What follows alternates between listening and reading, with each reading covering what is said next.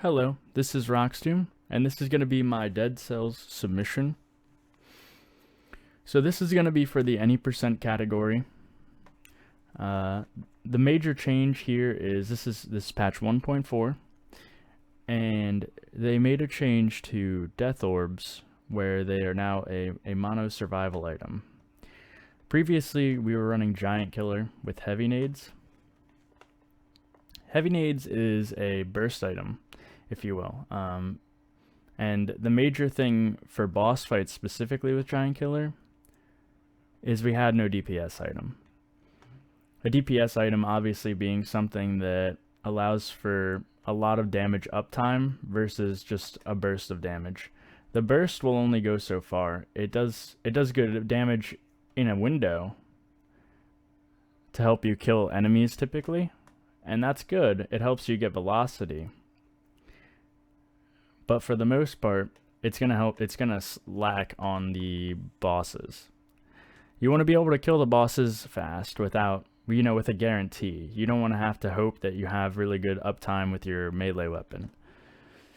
Even though Giant Killer does a lot of damage, if you have poor uptime, your boss fights will be slow randomly, and that can be really sad. You could have a really good run and just have a poor boss fight or low damage, and that would throw it. The Death Orbs change helps to make up for that. You pretty much have guaranteed damage then. And then obviously you have, so previously the Giant Killer was all of the damage, pretty much, for a boss fight. We're now adding extra damage on top, essentially. And Giant Killer was already pretty viable in the first place. Like, it was viable without the DPS. For boss fights, it's even more viable now. You can see, one thing is, the Death Orbs do kill enemies. Now, the cooldown's kind of long, which can be a problem. But overall, it'll get your velocity going, which is what matters for your secondary items. And if you need to, you can, in the early game, you can do just a couple enemies with your sword, with your Giant Killer, and it'll help you get your velocity going. So this run specifically I wanted to talk about was pretty big for the Dead Cells scene. Going back a year ago or so when I first set my first world record for the game, roughly. The times were roughly around like 8 minutes in-game time, or right under 8 minutes. They were about 740s, 750s in-game time, which we didn't use that timing method until 1.1. But in 1.0, our in-game times was already around 740s-ish. This run was the first run to bring that time under 7 minutes. This was a 6:58, so this is kind of a monumental run in the Dead Cells scene, if you will. Which is pretty crazy to think about. Seeing all the, from 1.0 all the way up to the current patch, the last patch 1.3, seeing 7-minute times, and then looking at 1.4 and seeing a 6-minute time is crazy. It just breaks my mind pretty much. So we've been working really hard to improve this run, and it's just been a great time. And I really enjoy the game in its current state. This, I think, is the best state of Dead Cells. I don't think that speedrunning it has been any better until this patch. I've tried some of the other patches again, and I think this one seems the most consistent, which is just beautiful. And one major thing is, I would be glad to race anybody that is interested. I know Rhino G is a big runner, the world record contender, Rhino G, him and myself pretty much at the moment. I would definitely be glad to race him, or if anybody else is interested in racing, I'm definitely down to do a race between them. And I also have been thinking of some good donation incentives that we can get everybody in on. One major one I would like to do maybe is donation. We will donate, us the runners will donate for every messed up shield dash and also every wrong direction. I'm not sure the numbers we'll use, probably something like $1 or $2 per messed up shield dash, and also $5 for every wrong direction we go. It's pretty obvious for towers, ramparts, etc. we will have like a wrong tower or a wrong tunnel that would be $5. And for every messed up shield dash, it's pretty much every dash that's short and not correct, we would donate $1 or $2. And that'll add up throughout the run for the most part. And we can do it between all the runners. So if somebody messes up 5 and I mess up 5, that's, $10, $20 for shield dashes.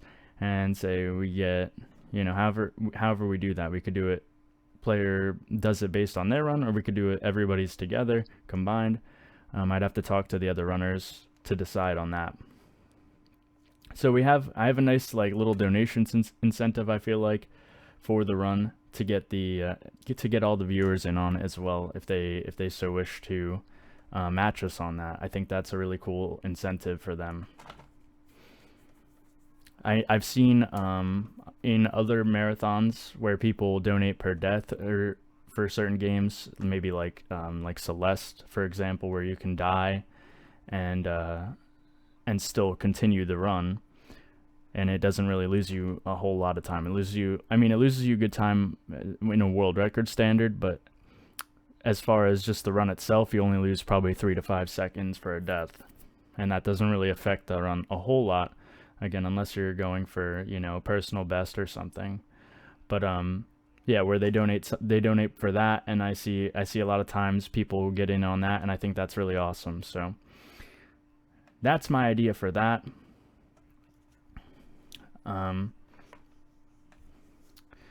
I think the major thing is just how the damage changed really for this run, though. I'm really happy that the game is in its current state personally. I'd love to run it off and pretty much make it a staple in any sort of marathon. Be glad to run Dead Cells pretty much any time. Never against it. We'd be glad to do runs for any charity event pretty much here.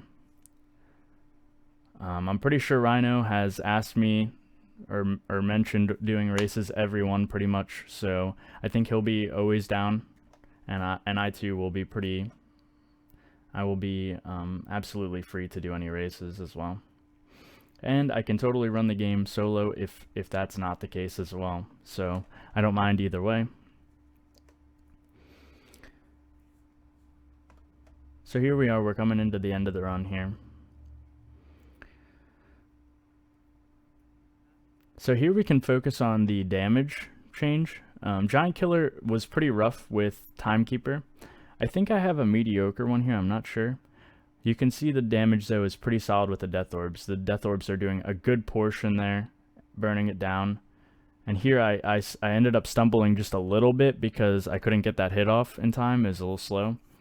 But you can see the Death Orbs helped do almost half that damage to the boss, which is just crazy. We've never had that. We've had heavy nades, which do chunks, but only like 10% maybe, and then they're on cooldown for the rest of the fight. So we had maybe 5, 10, 20% of the health done by our previous secondaries, and now Death Orb helps us do almost half of the boss's damage and quick kill it, which is really good. And that was even a slower one, to be honest. That wasn't even a super fast one because of like I said, that one hit messed me up. So that's a really good example, and we'll see it again here on Hand of the King after Castle here. The damage is very consistent, which allows the run to be much more consistent as well. And this run is pretty RNG based. I say RNG, but I mean a lot of it comes down to realizing how the map generates. For me and Rhino, we are very familiar with what to expect, and we are very good at catching a lot of things. The one exception is pretty much towers. I mean ramparts can be unlucky, but we know how it's set up. So the one standout like RNG part is towers for the most part. Here I'm grabbing the second key and wrapping up Castle. So we'll be headed to Hand of the King, and I'll show the damage there as well as very clean, which is just fantastic again for this patch. And they upped velocity as well in 1.3. So 1.3 I didn't think was that good, but I think it was actually better than I realized. They upped velocity in 1.3, so it's a 20-second cooldown or 20-second uptime, I believe, for the buff, which is our movement speed buff. It used to be 15, so it allows us to keep velocity pretty much throughout every part of the run. We can keep it from prison quarters, we can keep it after concierge, we can keep it going into ramparts very easily. It used to be kind of close. It's very easy to keep now. You can keep it pretty much through every area of the run, which I probably had a good amount throughout this run specifically. I think I dropped it from prison quarters because I had to get it up in ramparts, I believe. And you can see the middle there was mostly giant killer, but the start I used the death orbs, and I'll finish off with the death orbs to help finish the fight basically. And you can see this and that fight ends very quickly afterwards with the death orb. The DPS again is really huge here, so that's a major change.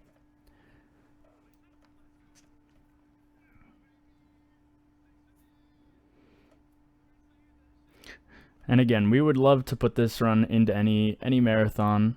We would love to have any new runners as well. Definitely appreciate any thought put into accepting the run. Me and Rhino, and just myself, I've put in pretty much a year of practice on the run. So I've put a lot of time into improving the run over the last year. Rhino as well has put in a bunch of time. I don't think it's been a year yet, but maybe 8, 9, 10 months. He's been running as well. And we've really worked that time down between the two of us a lot. So big thanks to the community and everybody for always being there to support us and help us improve our times as well. You can see a lot of great support there after the run, and this is just me verifying it. And so yeah, thank you guys for watching. I appreciate your time, and I will catch you next time.